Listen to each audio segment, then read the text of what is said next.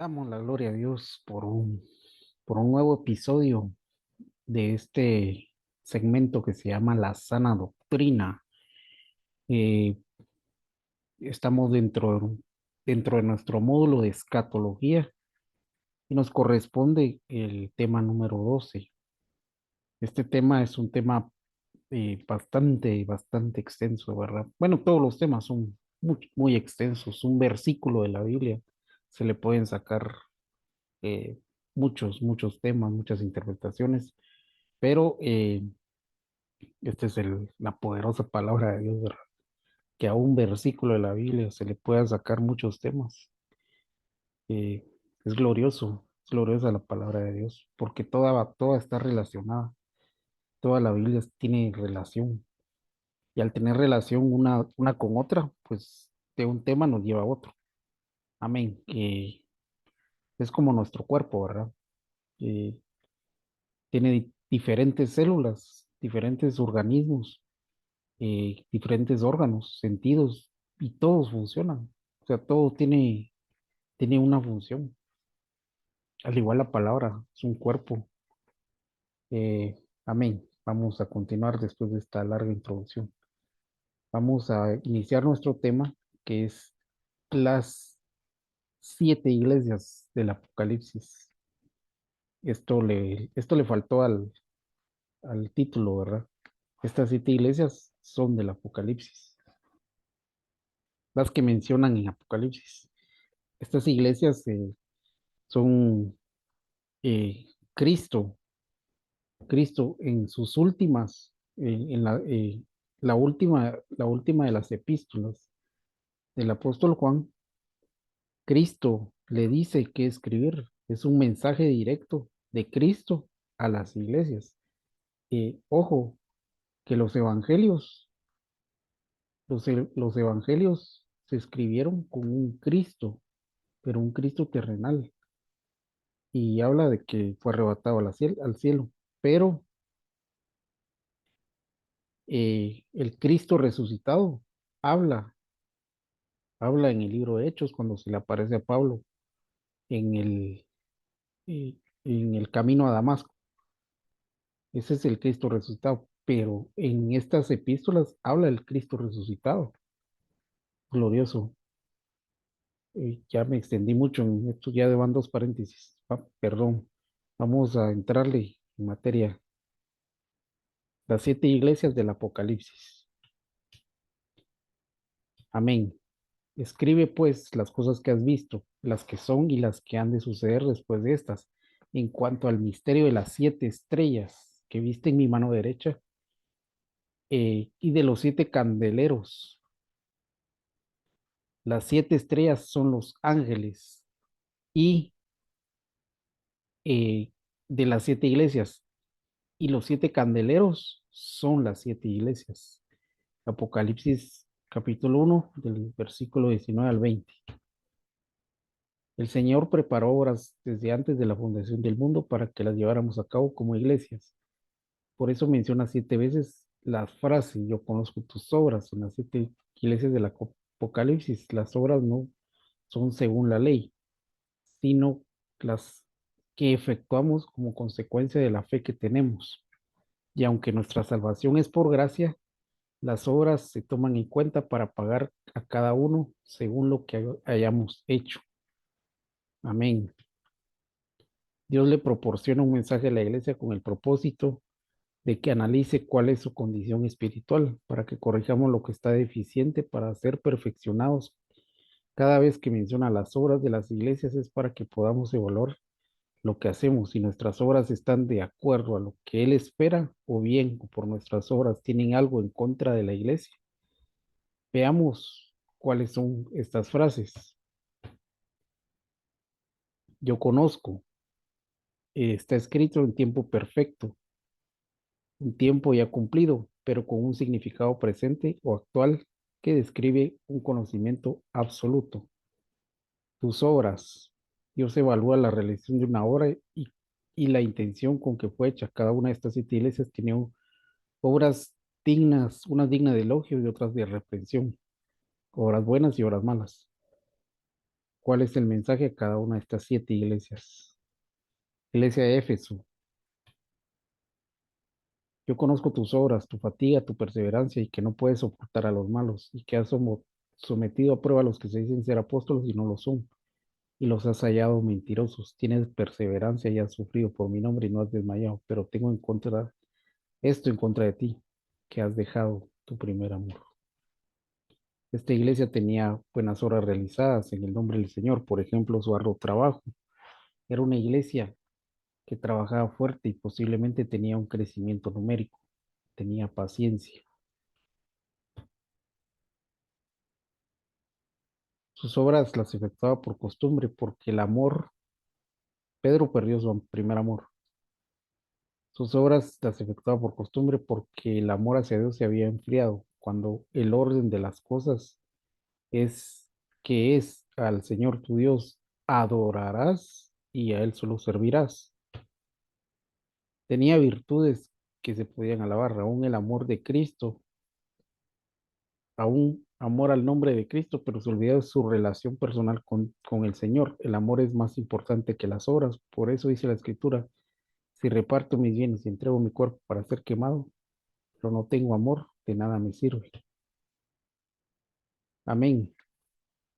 La primera iglesia el- le dice que vuelva al primer amor y dice arrepiéntete y haz las primeras obras. Esmirna. Y es y el primero y el escribe el ángel de la iglesia en Esmirna.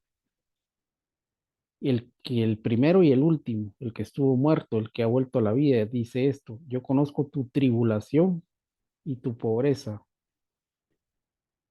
pero tú eres rico. Y la blasfemia de los que te dicen ser judíos y no lo son, sino que son sinagoga de Satanás. No temas por lo que estás por sufrir. Eh, y erguido significa percibir con ojos, percibir por uno de los sentidos, discernir, descubrir, volver a los ojos mediante la atención de una cosa, poner atención. Jergón detonan trabajo, empleo, tarea con la idea de una empresa, una acción. Copos, labor, problema, cansancio. Upomone, paciencia. Amén. Amén. Estos son los significados de paciencia, de trabajo,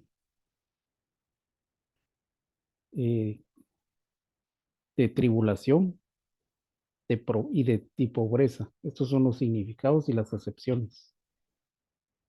Tribulación, eh, tribulación, aflicción, angustia, persecución, opresión a la tribulación, que es la que produce paciencia, pero no puede separarnos de Cristo. Romanos 5:3 al 35. La iglesia de Esmirna tenía tribulación. Yo conozco tu tribulación.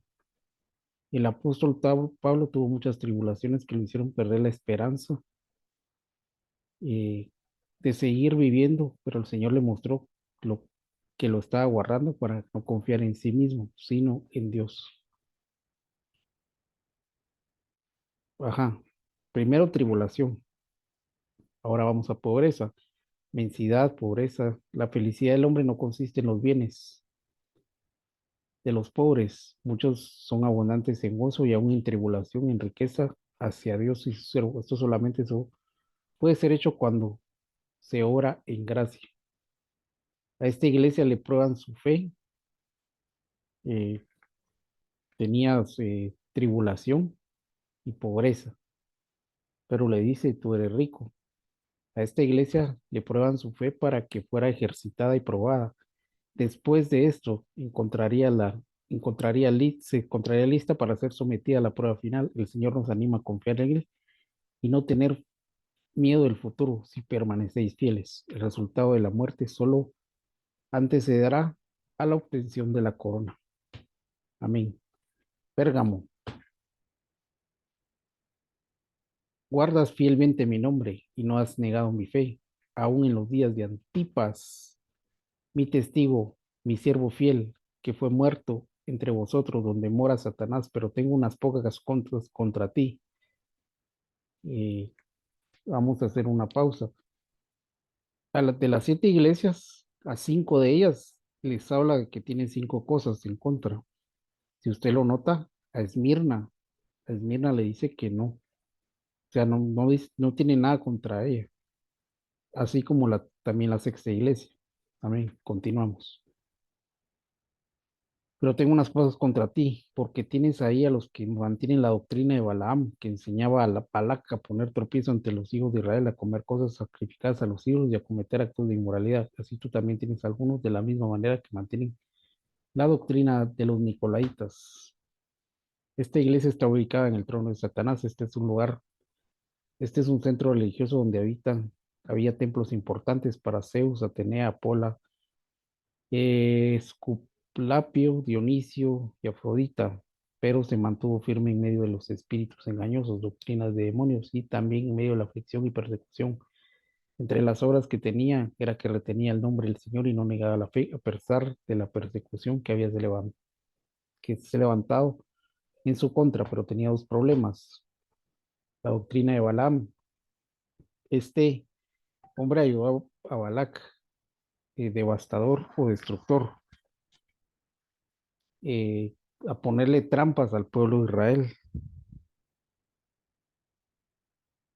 Y le dijo que la única manera de maldecir al pueblo era haciendo de que ellos pecaran y entonces no tendría necesidad de actuar porque sería Dios quien se enojaría con ellos. Tenía un camino que era el amor al pago a la injusticia. Tenía un error que era el amor al dinero, el camino de Balaam y el error de Balaam. Y su doctrina que servía para poner tropiezo a participar de alimentos sacrificados a los ídolos y cometer inmoralidad sexual. Amén. Los nicolaitas, los comentaristas dicen que Nicolás, de extrusión del pueblo, es el que había sido llamado para ministrar la ración de las viudas, pero que apostató de la fe. Su doctrina consiste en que el pueblo debe mandar dentro de las iglesias quitando autoridad a los ministros, o bien que el ministro pretenda enseñorearse de la iglesia. Amén. Tiatira. Pero tengo esto contra ti, que toleras a esa mujer Jezabel, que dice ser profetisa y enseña y seduce a mis siervos a que cometan actos inmorales y coman cosas sacrificadas a los ídolos. Uh, lo mismo de la, de la doctrina de Balaam. Pero a vosotros, los demás que están en Tiatira y a cuantos no tienen esta doctrina, que no han conocido las cosas profundas de Satanás, con ellos las llaman, os digo, no os impondré otra carga. Esta iglesia tenía amor, fe, servían haciendo obras de misericordia, eran constantes en todo lo que se necesitaba en la iglesia y que un día aumentarían las obras que hacía, pero tenían el problema que había tolerancia al pecado.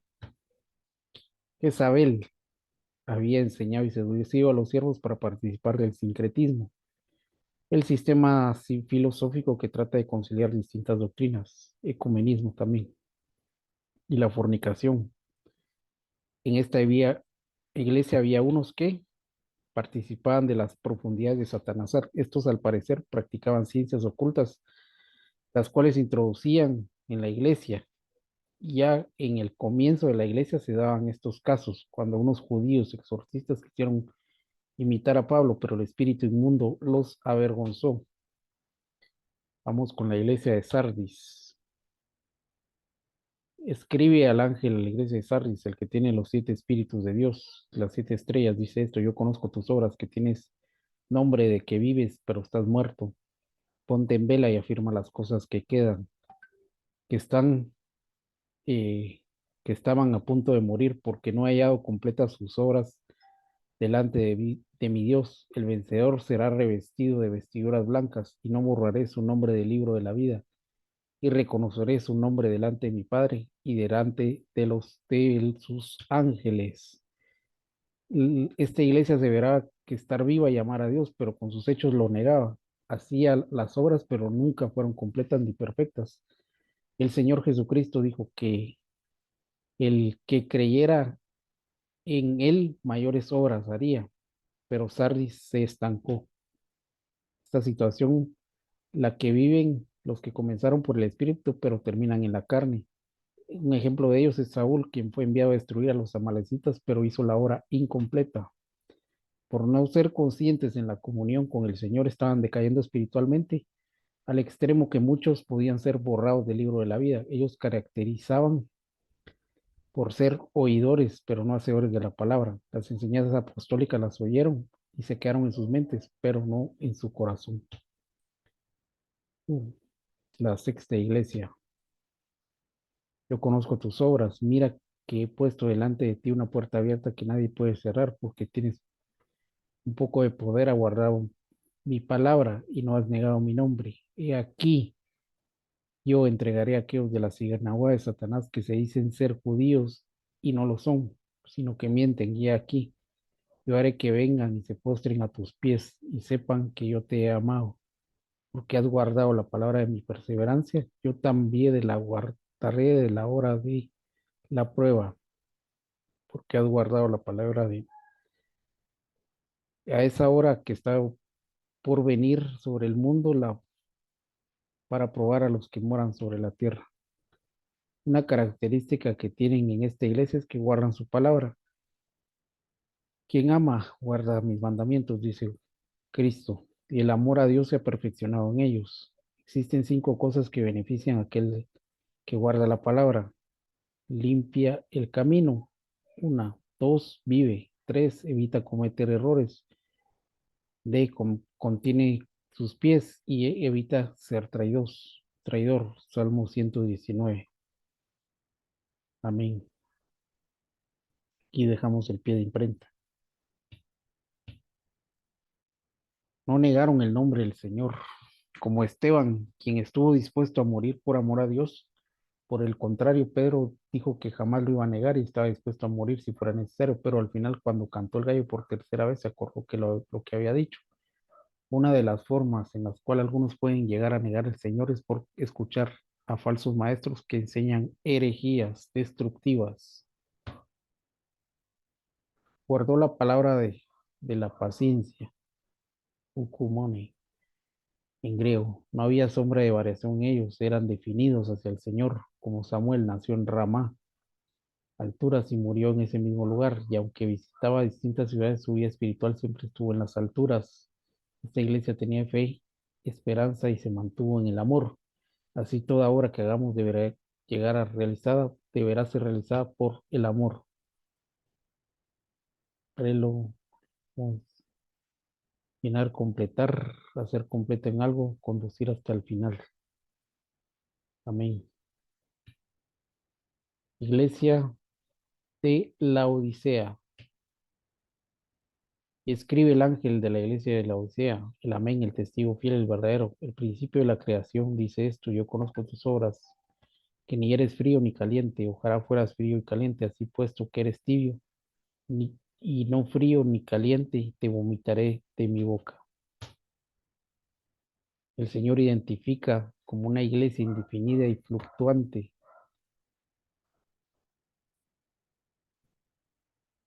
El, eh, el Señor la identifica como una iglesia indefinida y fluctuante. El problema de esta iglesia es que su camino no estaba claro, no era fría ni caliente. Frío, fresco, indiferente, flojo, perezoso, lente, inerte, metafóricamente es uno de los que ha sido destruido el fervor de la fe cristiana y del deseo de santidad. Caliente, hervir con ardor, ser caliente, metafóricamente es una devoción entusiasta por alcanzar un propósito.